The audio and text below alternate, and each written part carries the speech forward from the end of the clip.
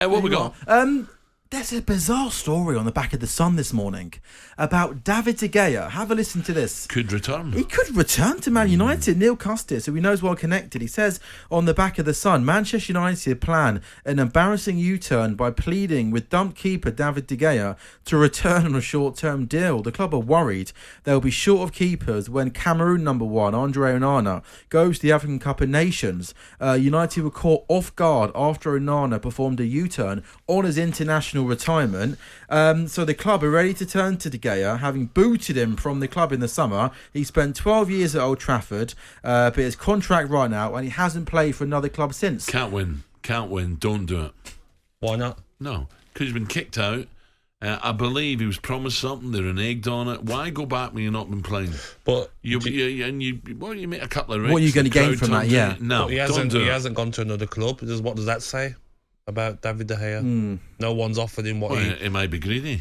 Are you telling me no one's offered him? Of course they have. He's probably looked at it and said it's not enough. Yeah, so not getting out of bed for less than 100 grand a week. But you think from De Gea's point of view, Gabby, if that offer comes, he should take it? I wouldn't. I agree with Al. What they've done to him, the way they had the contract, they took it away after the amount of years he played for Manchester United, what he done there. I wouldn't, but he's in Manchester at the moment, isn't he? He's been pictured with some of the players. Yeah. So you don't know what is going through his mind. And what does that say about Manchester United and sort of the way that football club is being run? I mean, not good enough, right? They got a goalkeeper who retired, not retired, and now they're sat there going, hang on a minute, we need a new goalkeeper. Didn't they think about that before they let him go, or didn't bring in a better number 2? Because they knew that he was going to go to the African Nations Cup. It's weird, isn't it? You look at United, they're trying to coax them back, and then you look at Arsenal, and people are whinging about the keeper. You've got to put Ramsdale back in.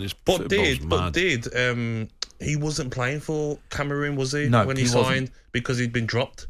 And then he's been brought back in, hasn't he? And that's what Neil Costa says this morning, that they've been caught off guard by this decision. So to be fair, maybe Man United's defence, they were banking when United signed him, Al. When United signed Onana, he wasn't in the Cameroon setup because he'd been let go by Cameroon because of disagreement with the manager. But they brought him back now so he can play in the African Nations Cup.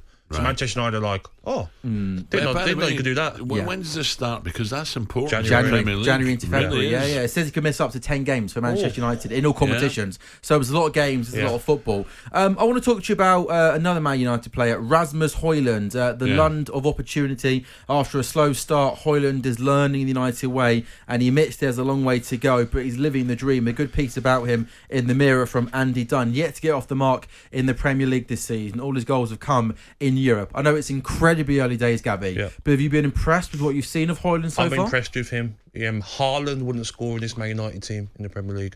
They starve him a service. Anthony gets the ball, he cuts inside, doesn't put crosses in. Here we go. Rashford does the same on the left-hand side. No one puts crosses in for him.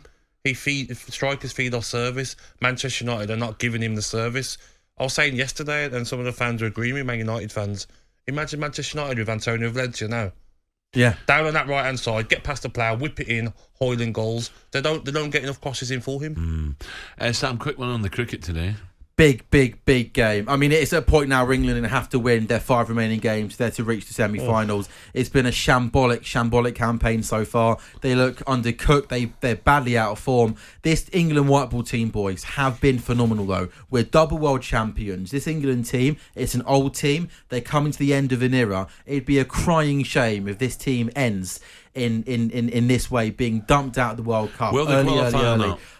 Are they going to win 5 games from 5, having playing teams like India and Australia coming up? No, I really don't think so. They've left themselves with too much to do. I hope I'm wrong, because that team on paper, certainly the batting, it's got so many good players in it. I just think having to win every game, net run rate being so low, they've left themselves with too much to do. But at Sri Lanka today, 9:30 start. Fingers crossed, we can go down with a fight at least. talkSPORT Breakfast with Alan Brazil. Thursday and Friday morning, 6 till 10. On AM, on DAB, via the talkSPORT app and on your smart speaker. talkSPORT.